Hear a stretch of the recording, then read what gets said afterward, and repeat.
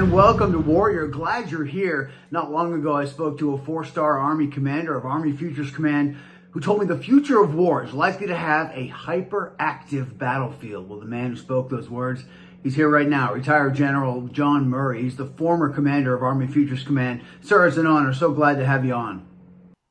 Happy to be with you today, Chris. Well, sir, I'd love to start by calling upon your expertise. There were a lot of breakthroughs during your time in Futures Command. If you think about the network, future vertical lift, unmanned teaming, mini drones, air-launched effects, IRCA, doubling the range of artillery, precision strike missiles, so many, sir. What jumps out in your mind as some of the significant breakthroughs or accomplishments that help pave the way for what the Army's doing now?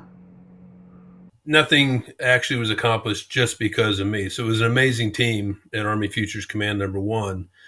And when I think back to it, it was under General Milley as the chief and General McConville and Secretary McCarthy when it started, and then Secretary Esper. But it was the Army's modernization priorities and the signature systems that we began back in really 2017 with the stand up of the cross-functional teams and the assignment of those cross-functional teams to really shepherd those programs through, along with the very important contributions of the program executive officers and the program managers that had responsibility for those programs.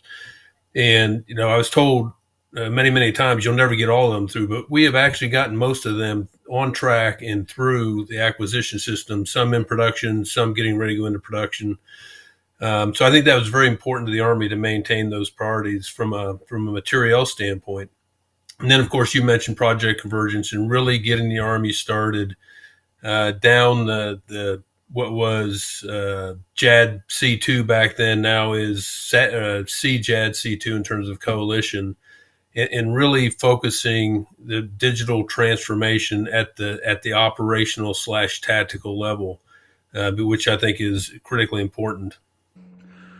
Well, sure. I remember showing up at the first Project Convergence in 2020, and it was indeed, as many talked about, paradigm changing with that sensor to shooter curve, finding the time at which a target can be identified and the weapon or effector with which it can be destroyed, truncated, shortened from 20 minutes or so down to 20 seconds with the use of AI, Firestorm, right, sir? That ground-based computer, AI-enabled, used algorithms to bounce new information off a database, make a recommendation, if you will, and shorten that sensor to shooter curve.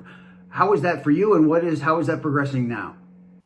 No, I think it has the potential to fundamentally change the way we fight. And the reason that was important that I came up with that to begin with, Chris, or we at Army Futures Command came up with that, is I do think the ability for a commander in the future or even today to make a better, not perfect, but a better decision faster than his opponent will present an asymmetric advantage to that commander.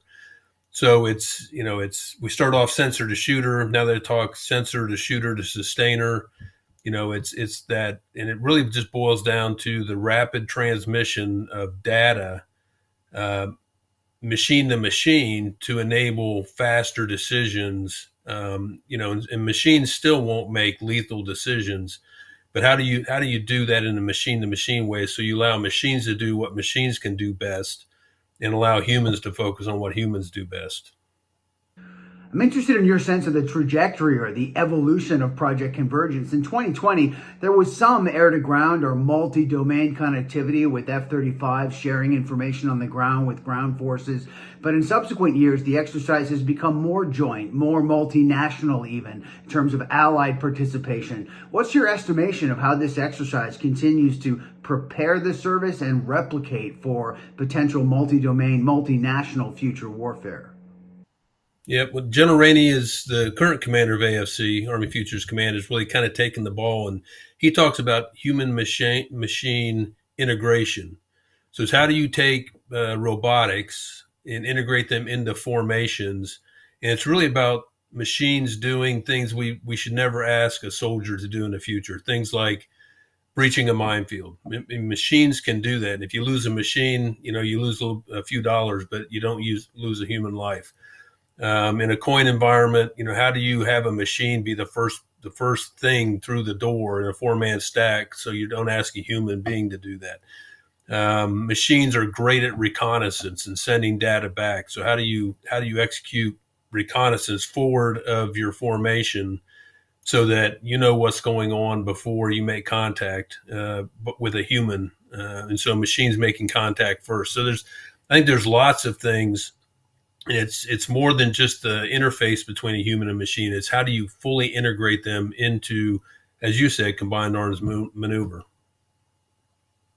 It's interesting, sir. I remember you were making that remark about maneuver formations while talking about a robotic vehicle breaching a tank ditch to clear the way for infantry soldiers. Sure enough, there are new tactics that become possible. And on that point, one of the things that struck me was AI and how fast that's maturing. I had the honor to show up at the Army Research Lab. They're looking at armored vehicles and how AI can inform things like future tanks. How is that progressing, and how much is that kind of changing the weaponry and the kind of combat environment you anticipate in the future?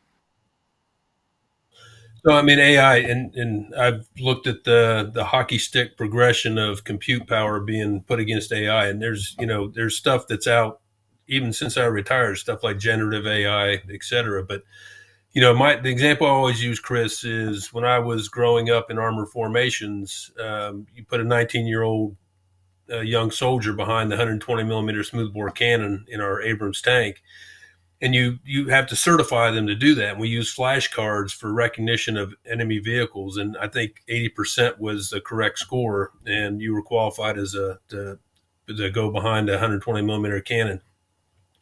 With things like automated target recognition, you can train AI algorithms that could easily get 99% right. And so, actually, in this case, I think AI, artificial intelligence, machine learning, really has the opportunity to make us safer when you look at things like fratricide on a battlefield. I think, artificial intelligence, the ability to go through thousands and thousands of images very, very quickly can make our reconnaissance and the PED process exponentially faster. I think artificial intelligence, in terms of its ability to quickly take just massive amounts of data, to include social media, could give you indications of what your opponent's tendencies are. Whatever the opposite formation is, what the tendencies of that commander are. Does he go left 75% of the time? Does he lead with reconnaissance 90% of the time? So you can actually begin to figure out enemy courses of actions, I think, just based upon the ability to soak in massive amounts of data, to include history and social media, et cetera. Sources of information we never had access to in the past. Two last quick things I want to be spending with your time. One of them is the trajectory or the maturation of what began with Project Convergence. Then in subsequent years, Project 22, 23, etc., they not only have become more multi and more joint, but also multinational. What is your thoughts about how networking and these kinds of, should the protocols and the standards be aligned properly, the ability to extend this to U.S. allies? No, I mean that's to me that's critical, and that was the whole point of bringing in the Australians and the Brits. I think in 21 as observers and maybe 22 as participants, or it may have been 2021. I can't really remember, but two things for certain about the United States Army is we'll always fight as part of the joint force with the Air Force, Navy, Marine Corps, and Guardians. And the United States never intentionally, and hasn't in recent history, going to war without allies and partners. So the ability to communicate digitally for things like fires is absolutely critical. And it all goes back to that, best sensor, best shooter.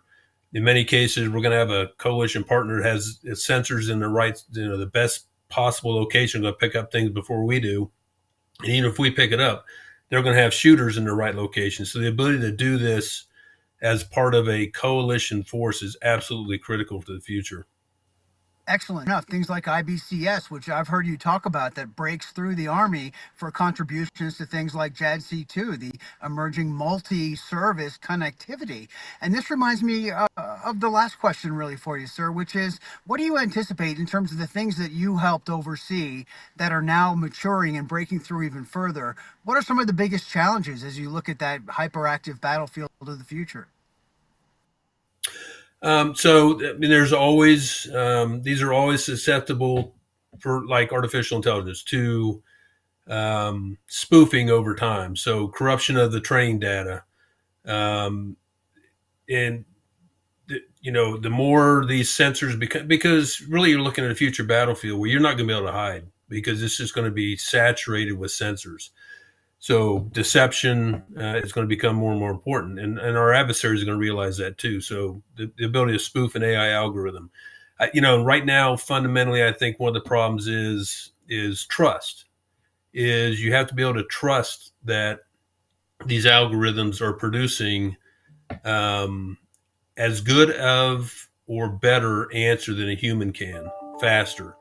And I think it's a generational thing. I think it's getting used to using these types of tools, the machine learning, artificial intelligence tools, to really build on that trust.